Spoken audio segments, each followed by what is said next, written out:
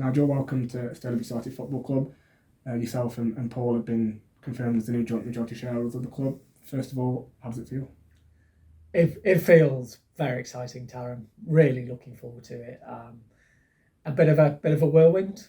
You know, we've been aware Stalybridge has been up for sale for some time, but we didn't enter into the process until a few short weeks, maybe a little bit more than that ago.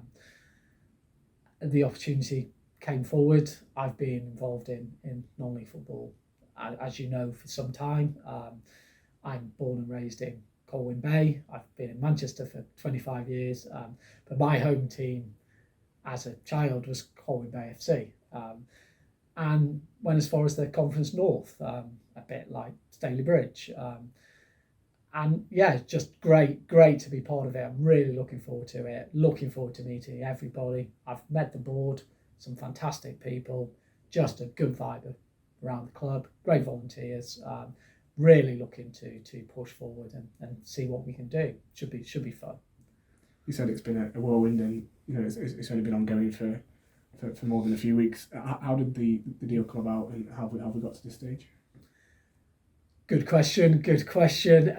As you know, I've been involved with Mitchell for a couple of years. Really enjoyed it, but not being the chairman, and not saying I'm power mad or anything like that, because I'm not. I'm just a normal guy. But actually, the idea of owning something, having the direction to push it forward, having the means and the wherewithal to do that. I had a company, a financial service company of 500 people, so I'm used to working with people. That's what I do as the day job. Ultimately, I am de facto managing director of that company, and if I can bring some of those skills to Stalybridge with all of the things it has here, yeah, fantastic. You know, that's what I'm looking to do. And Paul, who's also joining you as joint majority shareholder, just talk to us a little bit about him and I suppose his career as well. Yeah, well, Paul and I used to co-head the same business I talked about. He joined our business in 2019. I've known him for 4 years. He is a fantastic chap, incredible financial acumen. The man can write spreadsheets that do just about anything, which is quite helpful because we want everything to be governed on the right footing. We own racehorses together. He's a life member of the MCC. He's a big sports fan. Our best horse ran in Bahrain over the winter and actually won the Prince of Bahrain's trophy on the last day of the Bahrain Sprint Festival, which was phenomenal. Quite a good party after that as well. Paul's a great guy, really nice guy, nice normal chap as well. So why Stalybridge Celtic? Why did you and Paul choose this club to be the one to take forward? Yeah, and for me, it was easy. You know, I'm local. I've been in Manchester for 25 years. Fully aware of Stalybridge Celtic and other clubs in the area. Paul actually lives in Bristol, so geography for him is a little bit more remote. But we have other investments together. As I say, Stalybridge Celtic, it was there. The opportunity was there. The club was up for sale. I did consider a couple of other options, and including remaining at Wythenshawe, and it just felt the right move at the right time, perfectly placed, and like all good things, just go in feet first, no messing about. I think the last few years really, but obviously the last 6 months have not been great. I think fans didn't know what was happening with the club, or whether they would even have a club to be supporting going forward. Is sort of stability something that you and Paul are focusing on and prioritising? 100%, Taryn.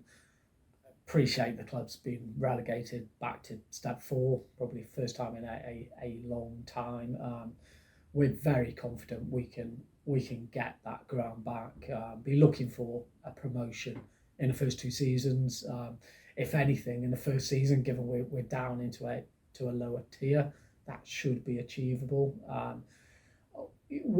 Paul and I discussed this at length, and we want 2 things. We want success on the pitch. I know that's an obvious thing to say, and we're not talking about doing a Wrexham or a Salford. We're very grounded, but we can definitely look to get back to tier 3. And we want to improve the fans' matchday experience. I think that's essential. If you improve the experience for the fans, get the facilities right, the catering right, the success on the pitch, it's a little bit trite, but success breeds success, and that's what we're looking to do. And when I spoke to the board last week, they were my 2 keys here: success on the pitch and improve that matchday experience. That starts and ends there for me.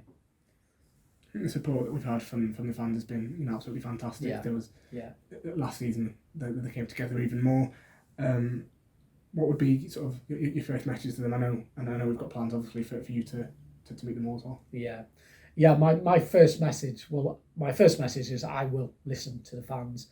The fans know more about the club than I do, than Paul does. There'll be a lot of fans who've been connected to this club for a long time, and we will really appreciate their support. I would love to meet the fans, host fans forums, fan zone experiences. Let's do what we can to drive this club forward between us, because a club needs 3 things to succeed.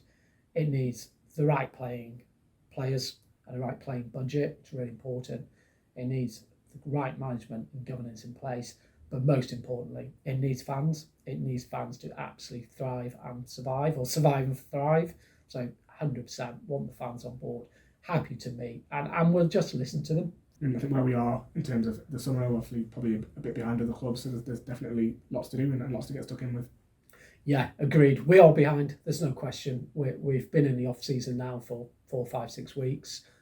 What we want to do is start locking down players as soon as we can, current players, new players. The way we get that is to get a manager in place. We know we need to work hard to get players contracted. We know we need to work hard to retain those players we want to retain. And we absolutely, all systems go. We have to move quickly.